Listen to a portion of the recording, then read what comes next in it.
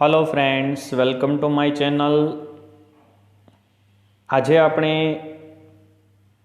આપણા વિડીયોની શરૂઆત કરીએ તે પહેલાં જ ઝડપથી મારી ચેનલ છે તે સબસ્ક્રાઈબ કરી લેવી। દરેક વિડીયો છે તેમને લાઈક કરી અને શેર કરવા, જેથી કરી અને તમને દરેક ન્યૂ અપડેટ છે તેમની માહિતી નોટિફિકેશન રૂપે મળતી રહેશે। Let's start our second part of unit 4th, a wonderful creation. તો આપણે બીજા પાર્ટની શરૂઆત કરીએ તે પહેલાં જે અ વન્ડરફુલ ક્રિએશનનો ફર્સ્ટ પાર્ટ હતો, પ્રથમ ભાગ હતો, એમની અંદર આપણે જે ઈશ્વર છે, લોર્ડ છે, એક અદ્ભુત સર્જન કરવાની શરૂઆત કરે છે અને એમાં જે એન્જલ છે એમની ક્યુરિયોસિટી વધતી જાય છે, એટલે કે એમની જે જિજ્ઞાસા વૃત્તિ છે વધતી જાય છે, એમના સર્જન, એમની વિશેષતાઓ છે એના વિશે સાંભળીને। અને ઈશ્વર છે તેમ એમની દરેક વિશેષતા છે, જેમાં 6 pairs of hands, 3 pairs of eyes, આ તમામ વસ્તુ વિશેની વિશેષતા એની શું છે, એનું ઇમ્પોર્ટન્સ શું છે, એ વસ્તુ વિશે એને સમજાવે છે અને માહિતગાર કરે છે। ત્યારે આ વસ્તુ વિશે સાંભળી અને એન્જલ છે એને પણ ખૂબ જ સરપ્રાઇઝ થાય છે, આશ્ચર્ય થાય છે અને એ કહે છે, અ માઇટી ઇમ્પોસિબલ ટાસ્ક, ખરેખર આ એક અશક્ય કાર્ય છે। પરંતુ ઈશ્વર છે એણે પોતાના વિચારો પ્રમાણે અને પોતાની શ્રેષ્ઠ શક્તિ છે તેને ધ્યાનમાં રાખી અને તે એક અદ્ભુત સર્જન, એટલે કે એક માતા છે તેમનું સર્જન કરે છે। પરંતુ એમની અંદર એને સજીવન કરે તે પહેલાં એમની મૂર્તિ છે એમનું સર્જન કરે છે, કે જેથી કરી અને એમના શ્રેષ્ઠ વિચારો છે એ એમાં એડ કરી શકે અને પછી એમને સજીવન કરે, જેથી કરી અને એક વખત સજીવન થયા બાદ તો કે એમાં પછી કોઈ સુધારા છે એ કરવાની જરૂરિયાત અથવા કોઈ પણ ખામી છે ન રહે, એટલા માટે સૌપ્રથમ એ મૂર્તિનું સર્જન કરવાની શરૂઆત કરે છે અને બંને વચ્ચેની જે કન્વર્જેશન છે તે આગળ વધે છે, કે જેમની અંદર તો કે લાસ્ટમાં ફર્સ્ટ પાર્ટની અંદર લાસ્ટમાં આપણે વાત કરેલી કે એન્જલ છે એ તો કે લોર્ડ છે તેમને રિક્વેસ્ટ કરે છે કે તમે હવે તો કે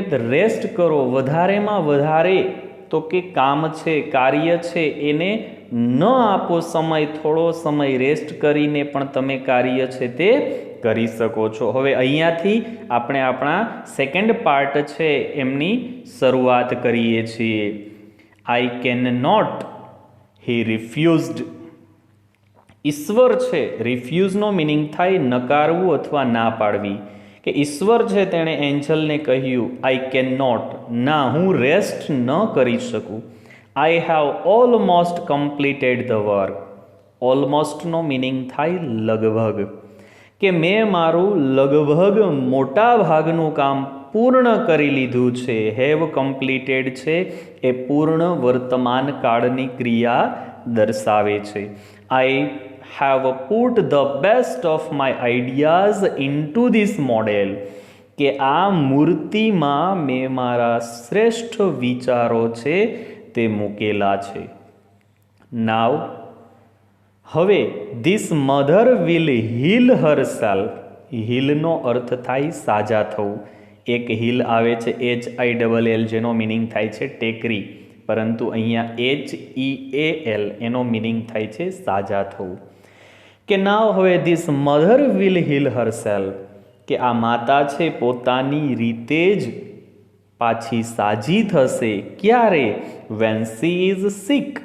સિકનો મિનિંગ થાય બીમાર, કે જ્યારે પણ તેણી બીમાર પડે ત્યારે એ પોતાની રીતે જ પાછી સાજી થશે।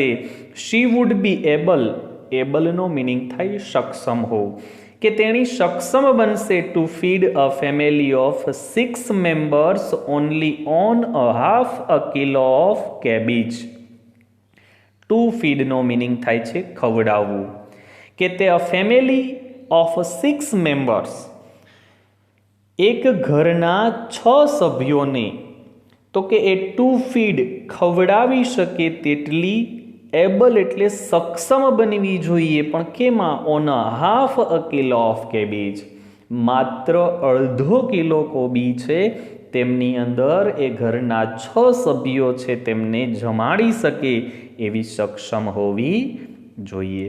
And she would manage a child's bath, play, study, food and sleep without getting irritated.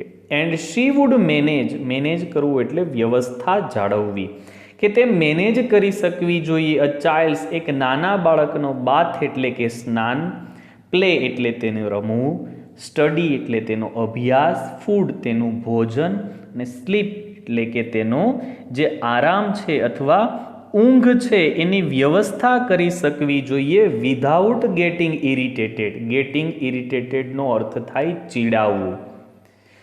વિધાઉટનો meaning થાય વગર, કે કોઈ પણ પ્રકારના જે સ્વભાવ છે એમાં જરા પણ ચીડાવવું નહીં, એટલે કે કંટાળો છે એ ન અનુભવવો અને ઉત્સાહથી એ બાળક છે એમની કાળજી છે તે લઈ શકે. The angel went round the model of the mother very slowly. Went રાઉન્ડનો અર્થ અહીંયા ગોળ ફરવું એવો નહીં થાય, પરંતુ પ્રદક્ષિણા કરવી. કે the angel went round the model of the mother very slowly. દેવદૂત છે તે ધીમેથી એ માતા છે એમની મૂર્તિની પ્રદક્ષિણા કરી અથવા એને રાઉન્ડ લગાવેલો. હી ટચડ ઇટ, તેણે તો કે તેમનો સ્પર્શ કર્યો, એન્ડ સેડ અને કહ્યું, ઇટ્સ ટુ સોફ્ટ, તે વધારે કોમળ છે, નરમ છે. But very tough, said the lord excited. Excite એટલે ઉત્તેજનાપૂર્વક. ઈશ્વર છે તેમણે ઉત્તેજનાપૂર્વક કહ્યું, બટ વેરી ટફ. ટફ એટલે એમનો સ્વભાવ છે વધારે કેવો હોવો? તો કે હાર્ડ હો, એટલે કે એ કઠણ છે. યુ કેન નોટ ઇમેજિન, તું કલ્પના પણ ન કરી શકે. ઇમેજિનનો મિનિંગ થાય કલ્પના. What this mother can do and endure. ડુનો મિનિંગ થાય કાર્ય કરવું, અને એન્ડ્યોરનો અર્થ થાય સમસ્યાનો સામનો કરવો. કે આ માતા છે એ શું કરી શકે છે, એને એન્ડ્યોર, અને શું સહન કરી શકે છે. યુ કેન નોટ ઇમેજિન, તું એની કલ્પના પણ ન કરી શકે. કેન ઇટ થિંક, શું તે વિચારી શકે છે? Not only can she think, માત્ર તે વિચારી શકતી જ નથી, બટ પરંતુ can reason and compromise too, said the lord. ઈશ્વરે કહ્યું, not only can she think, તે માત્ર વિચારી શકતી જ નથી, બટ પરંતુ can reason and compromise too, કોઈ પણ રીઝન એટલે કે કારણ માટે, અને કોમ્પ્રોમાઇઝ અને કોઈ પણ પ્રકારનું સમાધાન છે તે કરવા માટે પણ તે સક્ષમ છે એવું ઈશ્વરે કહ્યું. ધ એન્જલ વોઝ ઇમ્પ્રેસ્ડ, અને આ બાબતો વિશે માહિતી મેળવી અને એન્જલ છે ખૂબ જ પ્રભાવિત થયા. ઇમ્પ્રેસ થવું મીન્સ પ્રભાવિત થવું. He went closer to the model, કે તે માતાની મૂર્તિ છે તેમની નજીક ગયા. And moved his finger across the cheek. ચીકનો મિનિંગ થાય ગાલ. Moved his finger across the cheek, તેણે તેમના ગાલ ઉપર હાથ ફેરવ્યો. નોર્મલી ફિંગરનો અર્થ થાય આંગળી, પરંતુ અહીંયા આપણે હાથ ફેરવ્યો એવો અર્થ છે તે લેવાનો છે. Oh lord, her eyes are leaking. હે ભગવાન, હે ઈશ્વર, હર આઈઝ આર લીકિંગ, તેની આંખો તો ચૂવે છે. લીક થવું, ચૂવવું. સ્વાભાવિક રીતે આપણે કોઈ પણ પાણીની પાઇપલાઇન કે હોય તો આપણે એમાંથી પાણી ટપકતું હોય તો આપણે એમ કહીએ છીએ કે તે લીકેજ છે. એવી રીતે અહીંયા આંખમાંથી આંસુ નીકળવાની વાત છે, એટલે કહે છે કે તેમની આંખમાંથી તો આંસુ નીકળે છે. હાઉ ડીડ ધીસ હેપન, આવું કેવી રીતે બન્યું? હેપનનો મિનિંગ થાય બનવું કે થવું. It must be a tear, I have not put it there, it is a miracle, the lord exclaim. ઈશ્વર છે તેમણે એક્સક્લેમ છે એ આશ્ચર્યનો ભાવ વ્યક્ત કરવા માટેનો ભાવ વ્યક્ત કરતો ભાવવાચક શબ્દ છે. કે ઈશ્વર છે તેમણે તો કે આશ્ચર્યકારક રીતે આશ્ચર્ય વ્યક્ત કરતા કહ્યું, it must be a tear. ટીયરનો મિનિંગ થાય આંસુ, કે તે એક આંસુ હોવું જોઈએ. I have not put it there. મેં તે ત્યાં મૂકેલું નથી. ઇટ મીન્સ કે એ મારા સર્જનનો ભાગ નથી. It is a miracle. તે એક ચમત્કાર છે. બટ પરંતુ what is a tear for my lord. પરંતુ એ આંસુ છે એ શેના માટે છે, શું છે? What is the reason for that? It is something unique. તે કંઈક અલગ છે, વિશિષ્ટ છે. યુનિકનો મિનિંગ થાય વિશિષ્ટ. મે બી કદાચ તે હોઈ શકે છે. It is four pain. તે કદાચ પીડાનો ભાવ હોઈ શકે છે. જોય આનંદનો ભાવ હોઈ શકે છે. પ્રાઇડ ગર્વનો ભાવ હોઈ શકે છે. ડિસઅપોઇન્ટમેન્ટ હતાશા કે નિરાશાનો ભાવ હોઈ શકે છે. એન્ડ લોનલીનેસ અને એકલવાયાપણાનો ભાવ પણ હોઈ શકે છે. The lord explain. એક્સપ્લેનનો મિનિંગ થાય સમજાવવું. ઈશ્વર છે તેણે દેવદૂતને સમજાવ્યું કે કદાચ એ પીડા, આનંદ, ગર્વ, ત્યારબાદ ઉદાસીનતા કે પછી એકલવાયાપણું, આમાંથી કોઈ પણ પ્રકારનો ભાવ છે તે હોઈ શકે છે. અને આ વાત છે એ સાંભળી અને એન્જલ છે તેના મુખમાંથી શબ્દો નીકળે છે, વોટ અ વન્ડરફુલ ક્રિએશન. આ તે કેવું અદ્ભુત સર્જન.